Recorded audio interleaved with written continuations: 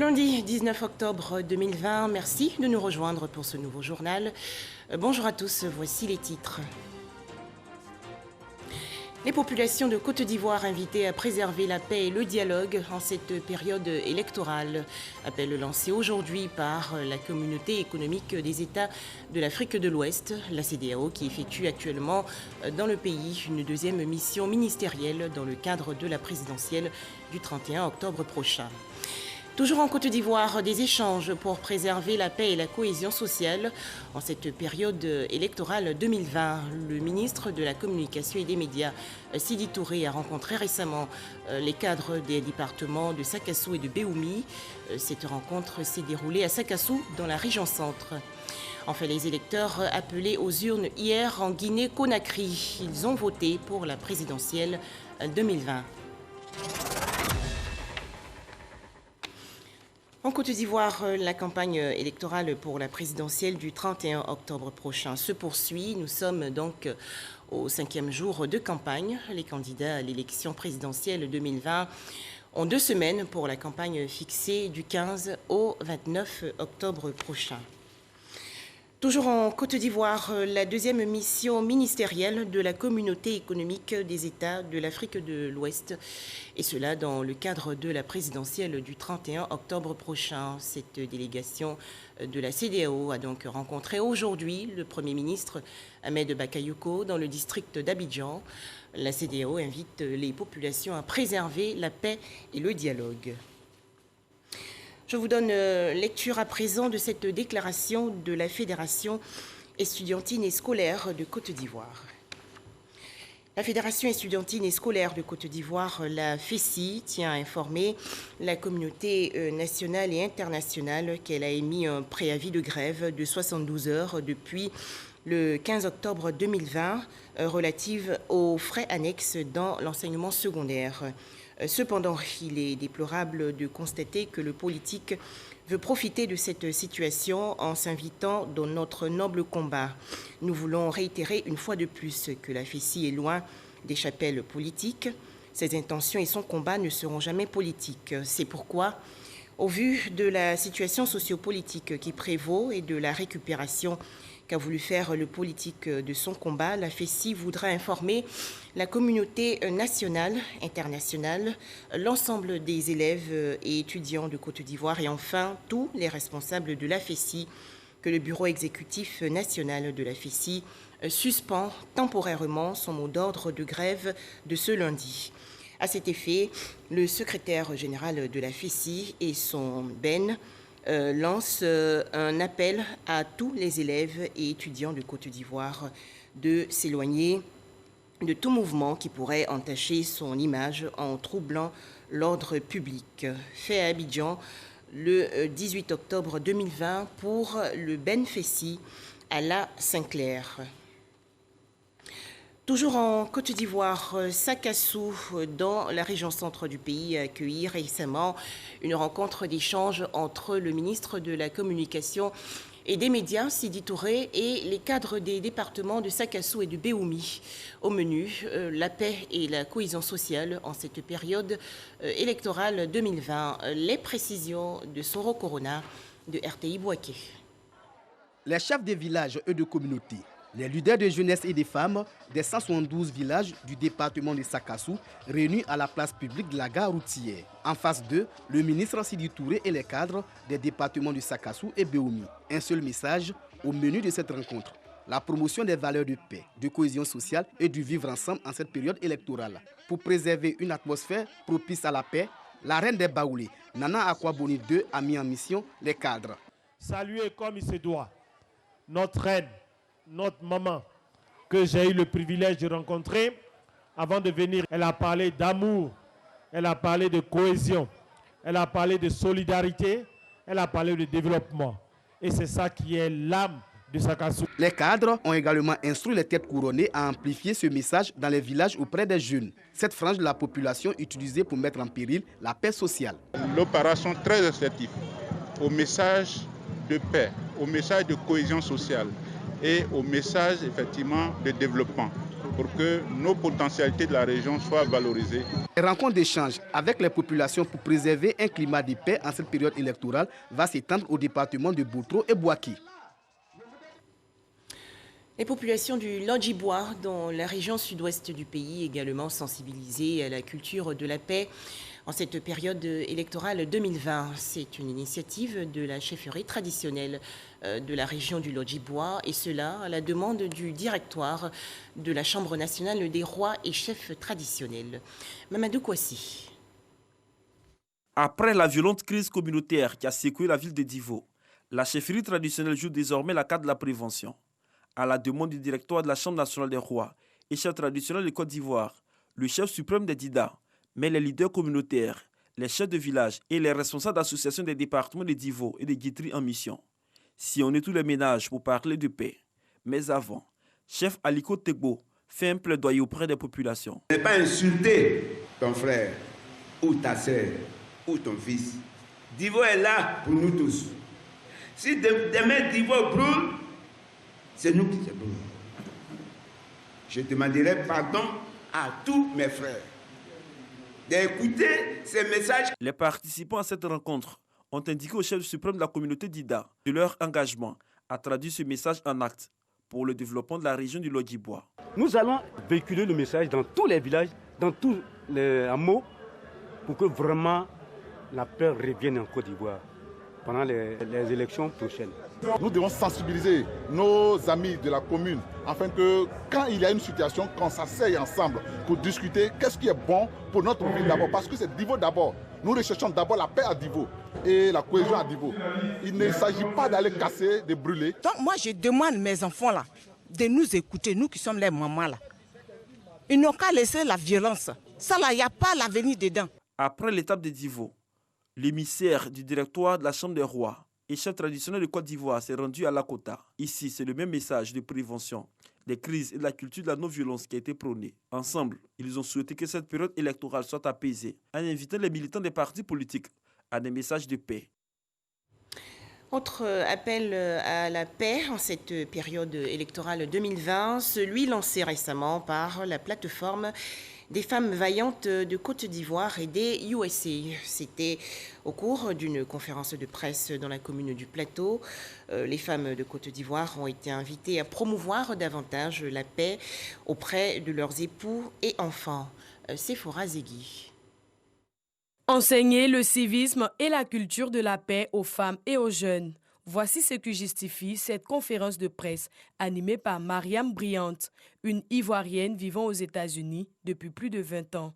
Ce professeur de droit pénal veut sensibiliser les femmes sur les questions de violence, de paix et d'amour. Je fais appel à toutes les femmes de toutes les régions de la Côte d'Ivoire de venir. On est une seule Côte d'Ivoire. Et nous, les femmes, on doit venir apaiser les violences, apaiser nos maris, apaiser nos enfants, nous battre pour l'avenir de nos enfants. Mariam Bryant a choisi le prétexte de l'élection présidentielle d'octobre pour parler à cœur ouvert à toutes les femmes de Côte d'Ivoire, quelle que soit leur appartenance politique, religieuse ou ethnique. On veut être sur le terrain pour dire non à la violence, pour dire oui à la paix, à la culture de la paix et de l'amour entre nous, entre nos enfants. Nous voulons renforcer le rôle des femmes dans l'essor économique et social en les impliquant davantage dans la vie politique de notre pays.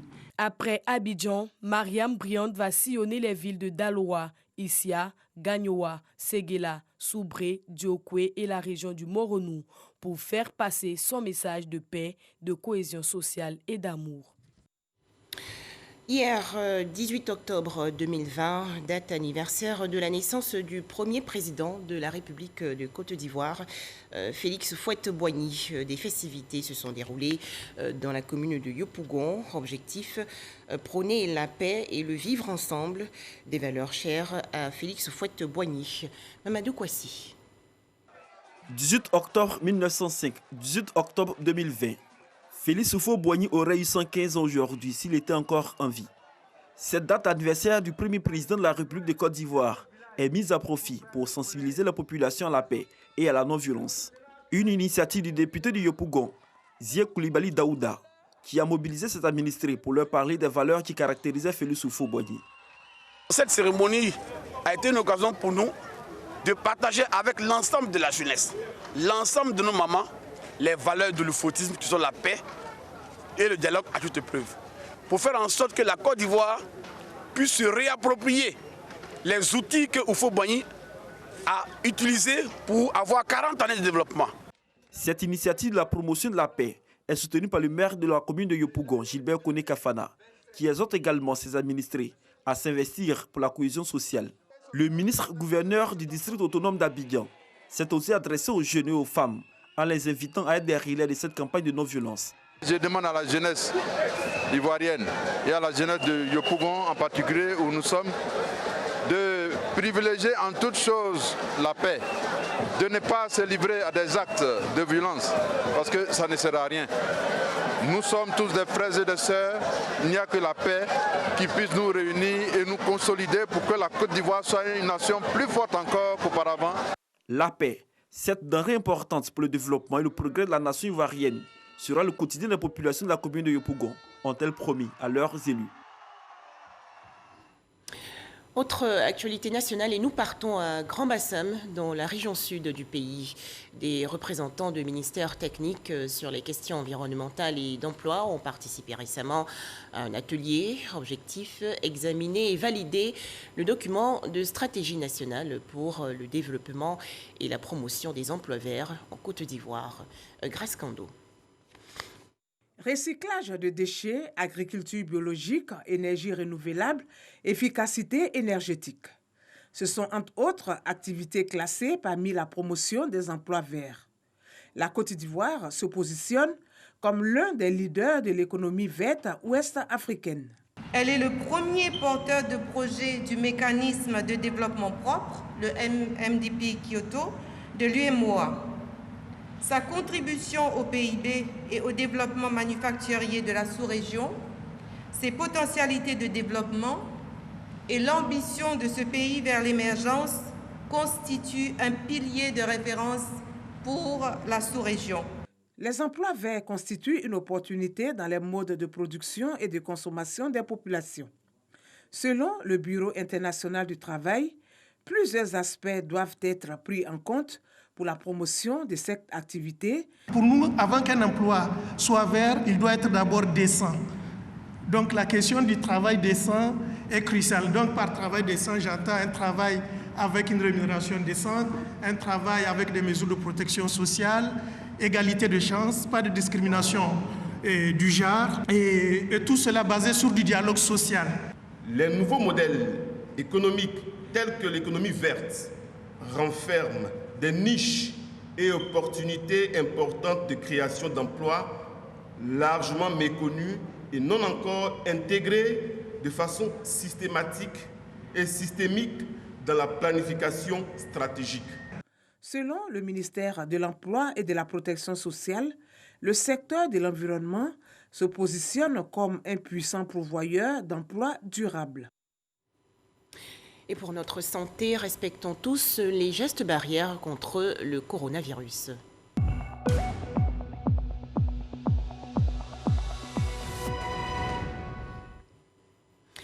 En Côte d'Ivoire, 22 nouveaux cas de maladie à coronavirus ont été enregistrés hier par le ministère de la Santé et de l'Hygiène publique. Le bilan ivoirien fait ainsi état de 20 323 cas confirmés de coronavirus, dont 20 021 personnes guéries et 121 décès. Bouaké, dans la région centre du pays, 4,5 tonnes de médicaments prohibés ont été saisis il y a quelques jours par la cellule antidrogue de la 3e Légion de gendarmerie. C'est un reportage de Kader Sogodogo de RTI Bouaké.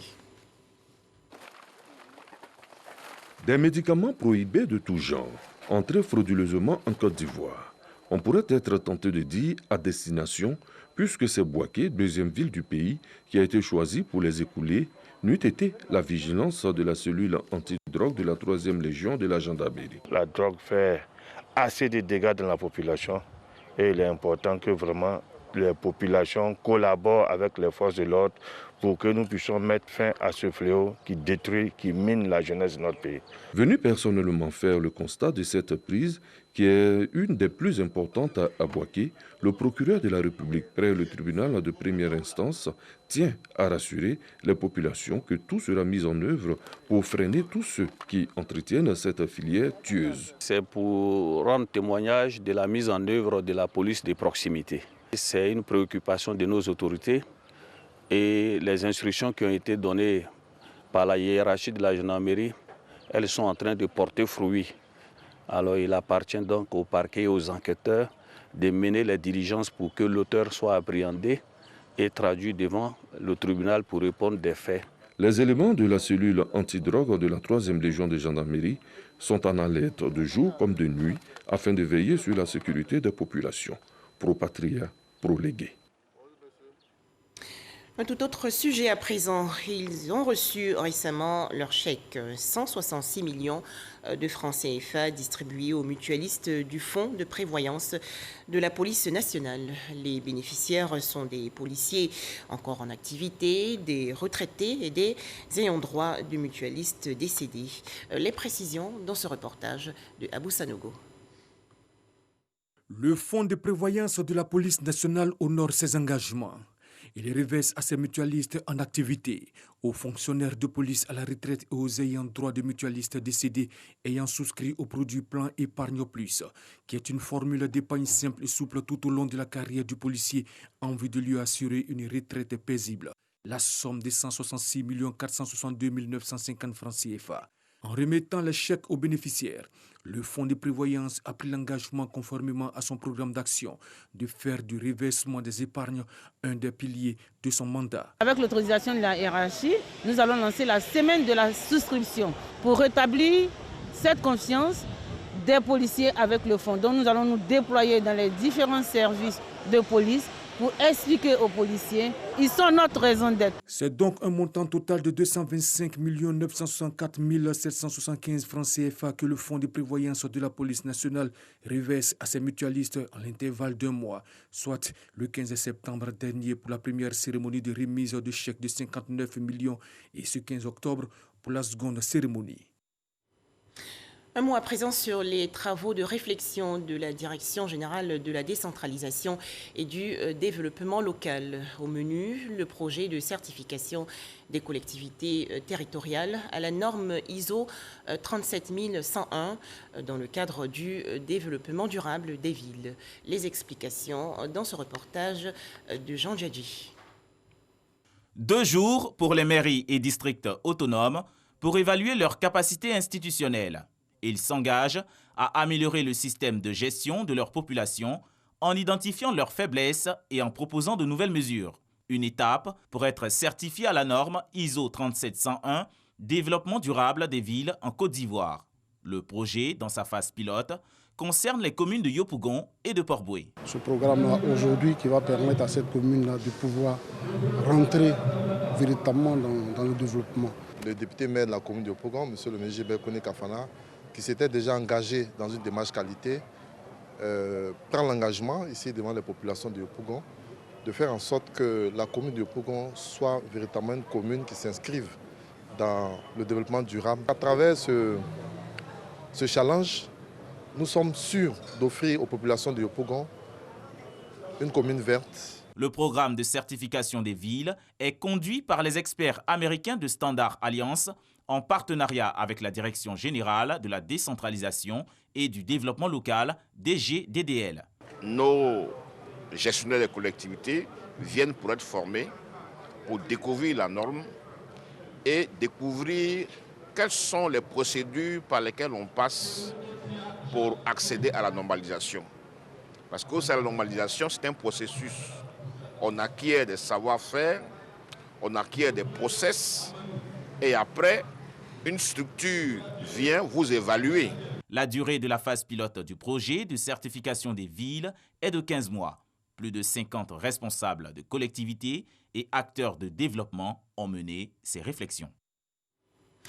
Une rencontre récemment des acteurs engagés dans la mise en œuvre du régime d'entreprise franche de transformation des produits halieutiques. Atelier organisé par le comité d'administration du régime franc. Objectif, créer les conditions d'une meilleure compétitivité de l'industrie halieutique locale. Les explications de Jean-Luc Bangou. C'est en 2005 que le régime d'entreprise franche de transformation des produits halieutiques a été institué. Ceci pour rendre les conserveries ivoiriennes plus compétitives dans un environnement mondial concurrentiel. La part État de l'abattement de 50% sur les facteurs de production dont bénéficient les entreprises franches pour la période allant de 2006 à 2019 est d'un montant de 14 milliards de francs CFA. Cette quote par État a été apurée à hauteur de 9 milliards de francs CFA. L'un des objectifs de cet atelier est de lever les contraintes qui entravent la mise en place du régime d'entreprise franche de transformation des produits halieutiques. Ces contraintes contraires notamment à l'inadéquation du mécanisme de compensation pour la mise en œuvre de l'abattement de 50% sur les tarifs de base des facteurs de production, aux limites du cadre institutionnel d'administration du régime d'entreprise franche. L'industrie de la transformation des produits halieutiques reste le fer de lance du secteur de la pêche ivoirienne. L'exploitation des conserves de thon rapporte chaque année 70 milliards de francs CFA. L'industrie thonière ivoirienne emploie de façon générale 3 500 travailleurs et fait vivre près de 40 000 personnes. Dans l'actualité nationale également, bientôt un nouveau restaurant pour les étudiants de l'université Félix Houphouët-Boigny de Cocody. Le ministre de l'Enseignement supérieur et de la Recherche scientifique, Adama Diawara, a procédé récemment à la pose de la première pierre de cette cantine. Didier Nguessan. Un coup de truelle pour lancer les travaux du second restaurant de l'université Félix Houphouët-Boigny. Il sera doté de 1250 places pour une capacité de restauration de 10 000 plats jour, soit 7 000 couverts de plus par rapport au premier restaurant. La communauté universitaire s'en réjouit. Si un restaurant aujourd'hui en construction en 2020, on s'est dit que nos autorités ont fait beaucoup d'efforts. Et c'est à nous d'encourager ces efforts. C'est à nous de reconnaître ces efforts-là pour que nos difficultés soient, au fur et à mesure, trouver satisfaction. Je voudrais ici exprimer tout le soulagement qui est le nôtre, compte tenu de la bouffée d'oxygène que constitue, n'est-ce pas, cette œuvre-là pour nourrir les étudiants. Un climat apaisé sur le campus est favorable à la réalisation du projet. C'est le résultat du dialogue initié avec les organisations estudiantines depuis la prise de fonction du ministre de l'Enseignement supérieur et de la Recherche scientifique, Adama Diawara. Le seul restaurant universitaire dont on dispose ne sert que 3000 plats par jour, c'est-à-dire 1500 à midi et 1500 le soir. Il est évident que si vous faites le ratio, c'est très faible. Donc du coup, ce nouveau restaurant qui va faire 10 000 plats par jour, soit 5 000 à midi, 5 000 le soir, va augmenter de façon très substantielle la capacité de restauration des étudiants. Les organisations estudiantines ont rendu un vibrant hommage à Adama Diawara, à qui elles ont remis leurs doléances pour l'amélioration continue de leurs conditions d'études. Environ 200 kits scolaires distribués gratuitement aux enfants de l'école primaire publique Dominique Ouattara de Niamiekro, village situé dans la région centre du pays. L'occasion également de célébrer et encourager les meilleurs élèves du primaire et du secondaire de cette localité. Astou Touré. Les populations de Niamiekro dans le département de Tiébissou sont en joie.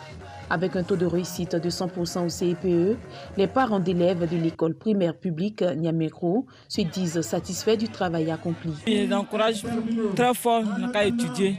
Ça me plaît beaucoup. Je remercie tous ceux qui ont donné à les enfants. Au nom de Dominique Ouattara, Maferi Mambaya a offert des vivres, des kits scolaires et sanitaires pour encourager ses élèves à redoubler d'ardeur. Je voudrais exhorter nos enfants à persévérer dans l'effort, à maintenir le cap de l'excellence, parce que la vision de la Première Dame est de créer des conditions idoines à l'effet, d'offrir à tous les petits-enfants de Côte d'Ivoire de réussir pour pouvoir participer au développement harmonieux de notre cher pays. Cette cérémonie a été l'occasion pour les populations de faire des doléances. Les populations souhaitent ardemment la construction d'un collège de proximité. Cet établissement, pour nous, contribuera à résoudre sans doute les problèmes de tuteurs et peut avoir de conséquences les abandons, l'absentéisme ainsi que les grossesses prématurées. Des diplômes ont également été remis aux meilleurs élèves. L'école primaire publique Dominique Ouattara de Niamey-Kro a été inaugurée en mai 2015 et compte à ce jour plus de 200 élèves. Des kits scolaires distribués aussi aux jeunes pensionnaires du village SOS d'Abobo dans le district d'Abidjan. C'est une initiative d'une fondation dans le cadre d'un projet intitulé « Rentrée scolaire souriante ». Astou Touré. Des cahiers et des bics offerts aux enfants du village SOS d'Abobo. C'est l'initiative d'une fondation en collaboration avec ses partenaires. Cette remise s'inscrit dans le cadre d'un projet dénommé « Rentrée scolaire souriante », démarré en 2018 en faveur des acteurs de médias de proximité. Pour l'édition 2020, un accent particulier a été mis sur le village SOS d'Abobo. L'objectif de la rentrée scolaire souriante, c'est d'apporter notre appui, notre modeste contribution aux acteurs des médias sur l'ensemble du territoire national. Avec nos partenaires, il faut faire un geste à l'endroit du village SOS d'Abobo. Ici, il y a des enfants aussi qui sont dans le besoin. Cette action vise également à galvaniser les enfants pour une année scolaire réussie, surtout avec un message précis, 0 grossesse en milieu scolaire. Vous êtes l'épargne de vos parents. Quand on vous envoie à l'école, c'est pour étudier. Les parents sont en train d'épargner sur vous. Les intérêts de l'épargne, c'est la réussite. Un geste apprécié par les encadreurs des enfants du village SOS. Les dons qui vont servir à nous occuper mieux d'eux. Et surtout, dans ces moments difficiles, vraiment c'est un grand merci aux donateurs et à tous leurs partenaires. Les enfants ont été sensibilisés au respect des mesures barrières. Le village SOS d'Abobo est composé de 13 maisons familiales et vit essentiellement de dons. Pour cette 3e édition du projet Rentrée souriante, ce sont environ 2000 kits scolaires qui ont été distribués sur l'ensemble du territoire national. Revenons sur cette information. La 2e mission ministérielle de la communauté économique des États de l'Afrique de l'Ouest, et cela dans le cadre de la présidentielle du 31 octobre prochain. Cette délégation de la CEDEAO a rencontré aujourd'hui le Premier ministre Ahmed Bakayoko dans le district d'Abidjan. La CEDEAO invite les populations à préserver la paix et le dialogue. Alexis Ouedraogo. Ce lundi, à la primature, le chef du gouvernement Ahmed Bakayoko rencontre une délégation de la CEDEAO. Conduite par la ministre des Affaires étrangères et de l'intégration régionale du Ghana, la rencontre se penche sur l'actualité de la présidentielle dans le pays. Une mission de suivi à la précédente mission conjointe des Nations Unies, de l'Union africaine et de la CEDEAO. C'est une mission relative au scrutin qui doit se tenir le 31 octobre prochain. Nous avons donc pu échanger avec les différents acteurs politiques, avec le président Bédié, avec l'ancien Premier ministre, M. Afin-Guessin, ainsi que le candidat indépendant, M. Kakabe. Alors il a été question donc de savoir l'état donc de préparation de la Côte d'Ivoire en vue de la tenue du scrutin. Mais il a été aussi question des différentes préoccupations qui pour certaines ne pourront pas être réalisées. Nous sommes là et nous voulons agir en tant que facilitateurs pour nous assurer qu'effectivement ce scrutin ait lieu. La mission lance surtout un appel pour des élections apaisées le 31 octobre prochain. Nous voulons lancer un appel au peuple de Côte d'Ivoire. Les élections vont avoir lieu. Le monde entier a les yeux rivés sur la Côte d'Ivoire et nous prions que les élections se déroulent dans une atmosphère de paix. La violence n'est jamais une réponse au conflit. Les citoyens qui bloquent les rues, qui se saisissent des équipements électoraux, tous ces actes criminels ne pourront jamais répondre à la question et aux questions qui sont soulevées. Nous sommes dans une démocratie. Si le peuple veut s'exprimer, qu'il s'exprime à travers les votes. Je demande donc au peuple de Côte d'Ivoire de se lever, d'aller voter, mais de ne pas agir en tant que personnes qui vont perpétrer des actes de violence. La Côte d'Ivoire est un si beau pays. Nous souhaitions qu'elle le demeure le même et que la Côte d'Ivoire demeure un pays un et indivisible après les élections. Une fois encore, nous disons non à la violence. Une rencontre de la mission avec le chef de l'État est prévue dans le courant de cette journée. Des images pour terminer ce journal. La Guinée-Conakry a voté hier pour la présidentielle 2020. Au total, près de 5,5 millions d'électeurs ont été appelés aux urnes pour choisir parmi les 12 candidats en lice, dont le président sortant Alpha Condé. Voilà, merci de nous avoir suivis.